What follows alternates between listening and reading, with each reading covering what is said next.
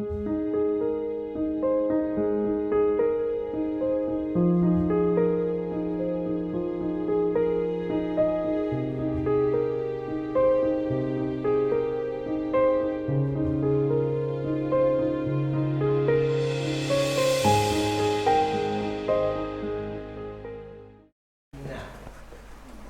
right then, well, Jane, tell us who you are and where you've come from for the benefit of all our dear listeners here today. My name's Jay Wynn. I'm from Gloucester, so it's about an hour's drive. Yeah. Lived in Gloucester all my life. Wonderful. And, obviously you're in the church. Tell us a bit about yourself, before you got saved. How was your life then, growing up and so on? Well, doing the usual thing as everybody else does in this world. Clubbing loads, doing drugs, drinking loads, sleeping around, smoking, all the usual sinful stuff.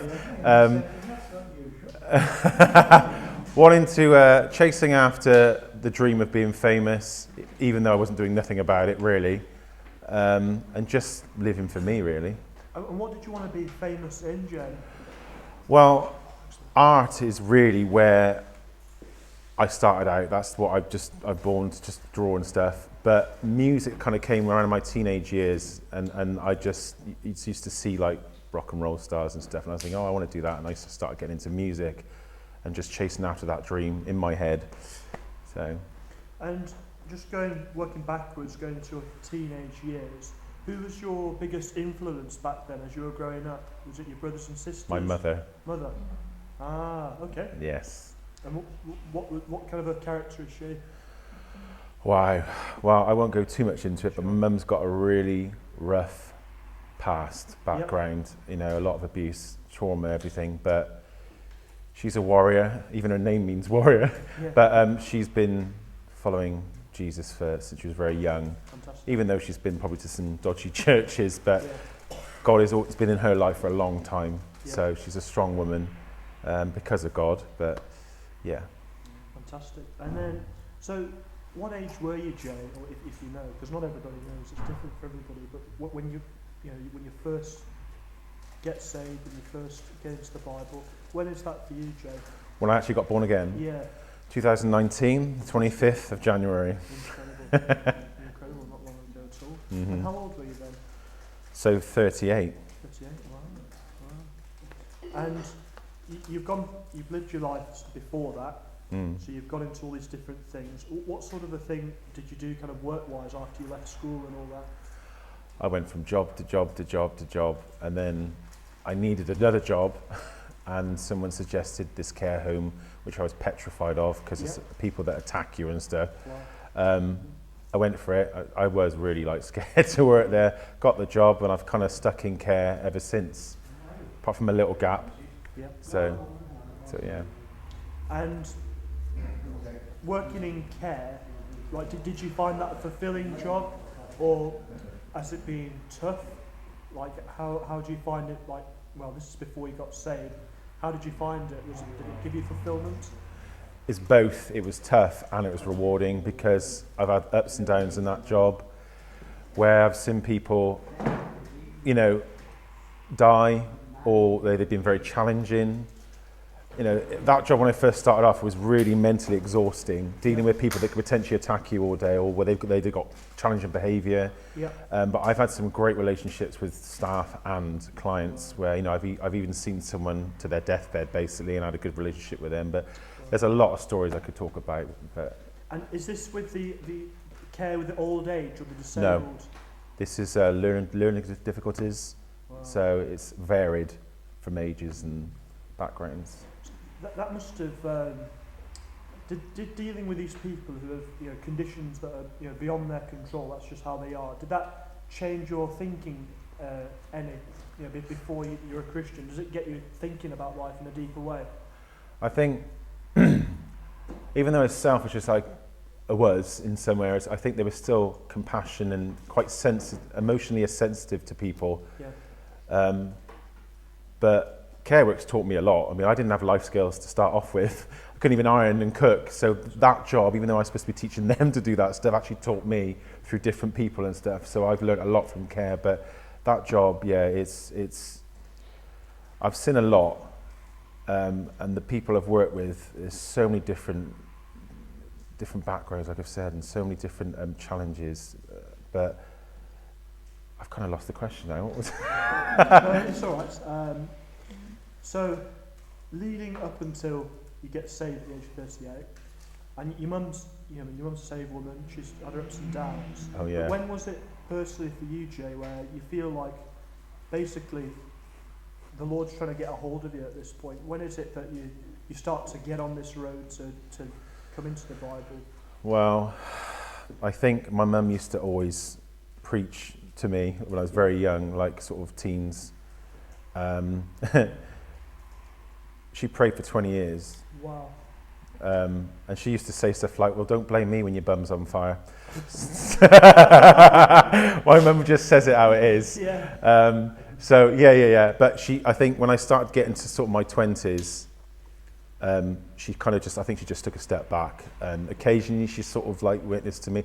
And God was always there, you know, in my vision, sort of the sides of my vision, but I was always looking away. I knew deep down, I knew what my mum was saying was the truth.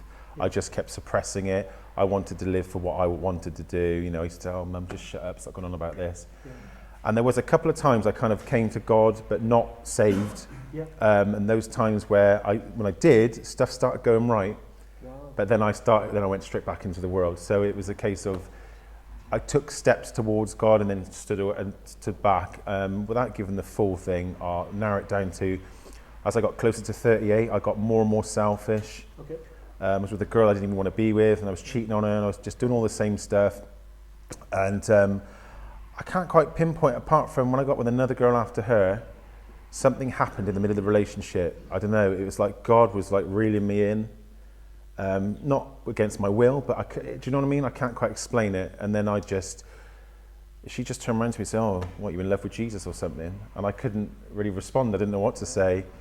And then just things started falling away. And no one told me to do this. I pulled out like my nose ring. Wow. I chucked all my films away. I was going through all my clothes, chucking things away that I thought were offensive to God. I was just getting rid of stuff, and no one told me to do it at all. Yeah, and I was at work one night, and I think I just cried out to God, because I think I was watching Charles Lawson, who's a pastor in Tennessee, and I don't even know how it happened or how I come across him, and I just started listening to him. So I think it's a combination of jigsaw puzzles, sort of, and I just cried out to God, and I got saved, and it was just like bang. I was just saying to my mum, I was going, oh man, people don't know, they don't know. So my mum said she'd never seen such a strong conversion, but it was a road to Damascus, because I did a complete 360 from being like that old self to being like I am now, and I did a few funny, crazy things evangelistically, but as you do. But yeah, I was on fire for God, and I was hungry. And even though I didn't read the Bible like full on, I was watching video after video after video after video after video, and praying and video after video.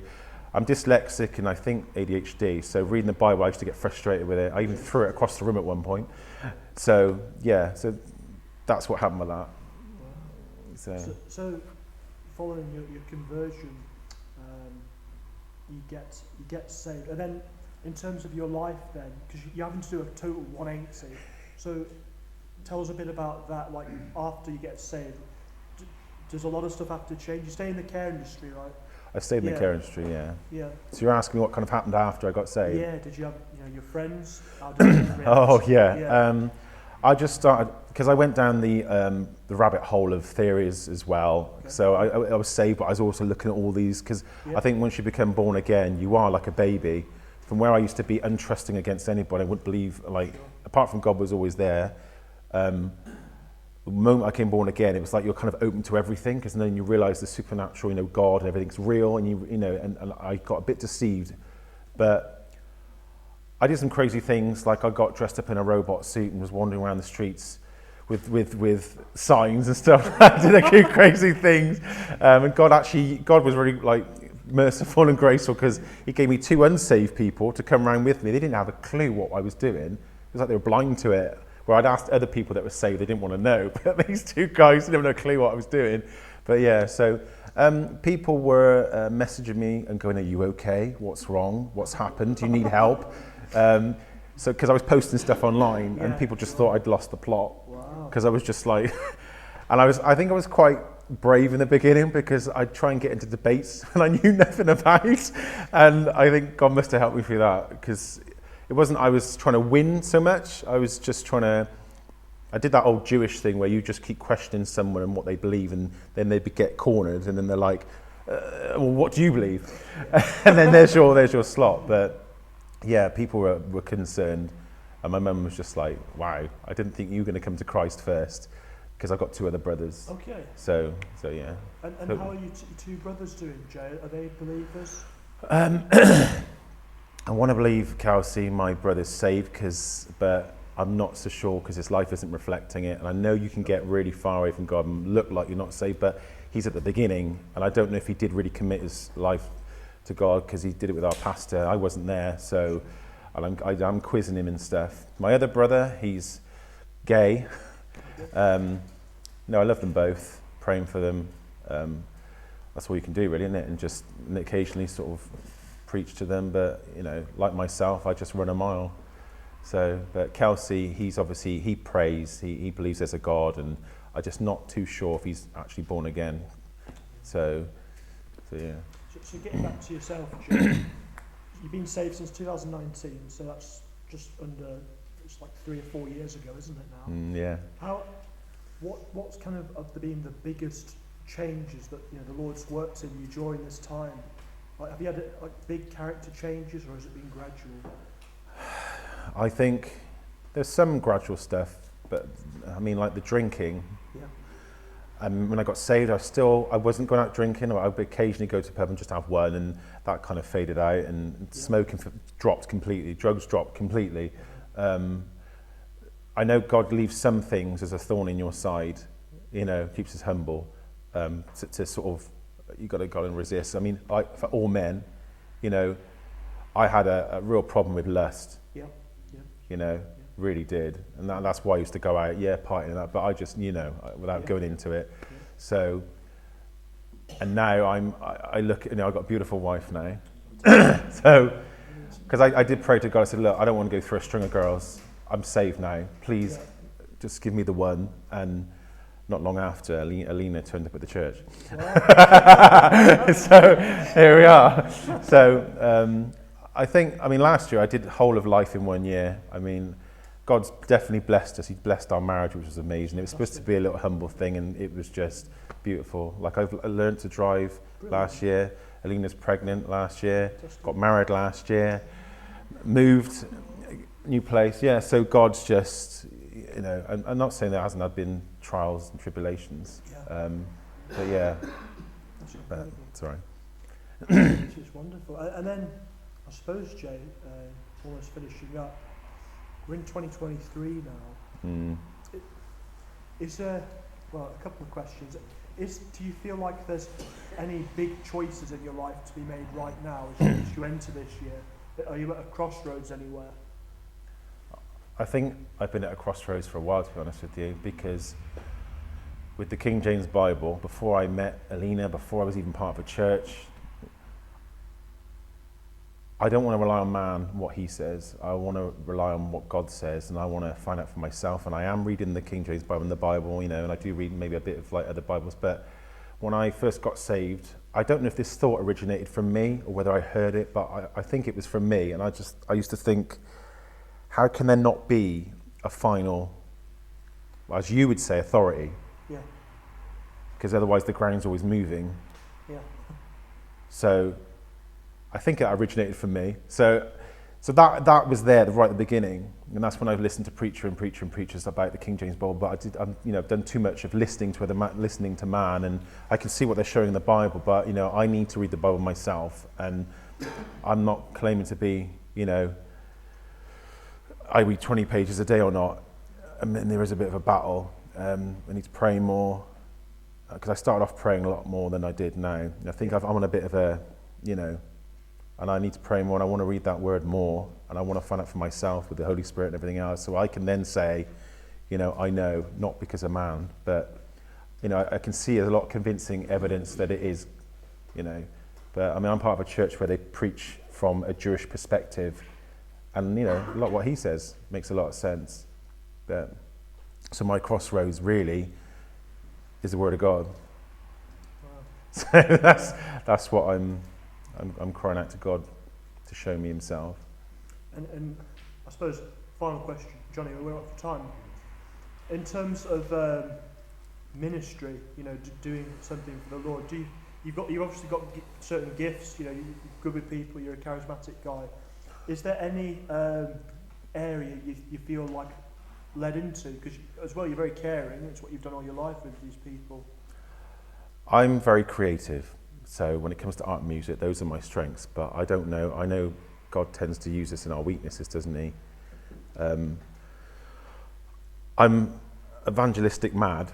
I can't help but tell every person about the gospel. I might not be the best theology, and I might not be able to make up my mind with the Word of God, but when it comes to evangelizing the gospel, every chance I get, whether it's leaving tracts everywhere, telling every person I can, there is I guess that's my ministry right there. But I don't know what you guys think. I cried out to God one night.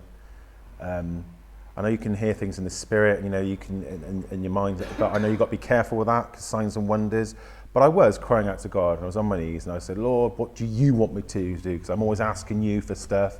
Do you want this? Do you want this? No, can we pray for this? But I said, what do you want me to do? And I was crying out, and I don't know if this was from God or what, but all I heard was, feed my sheep. That's all I heard. What, if that's from God, or that was a deception, or that was just me, or my pride? I don't know. But all I know is I love preaching the gospel, and I want to use my art and music to do it, if that's God's will. So that's another crossroads, I suppose you could say. So yeah. Well, thanks ever so much, Jay. Johnny, do you have anything to add? Thank you very much. Yeah.